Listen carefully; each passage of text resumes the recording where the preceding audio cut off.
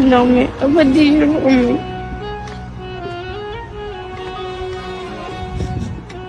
اسمح لي، أمور طيبة. السلام عليكم ورحمة الله وبركاته. انتوا عرفتوا قصة الطفل الذي تم استغلاته حتى يتسول لجل يعالج أمه، والذي بكاء قلوب من شاهده.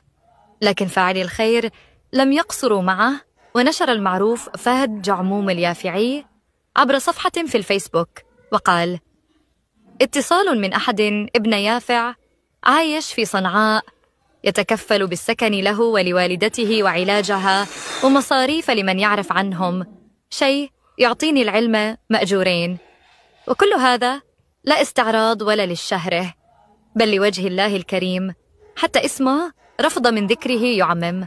رجع نشر فيديو السكن الذي اشتراه فاعل الخير، الذي لم يذكر بيتا إلى هذا الطفل وأمه.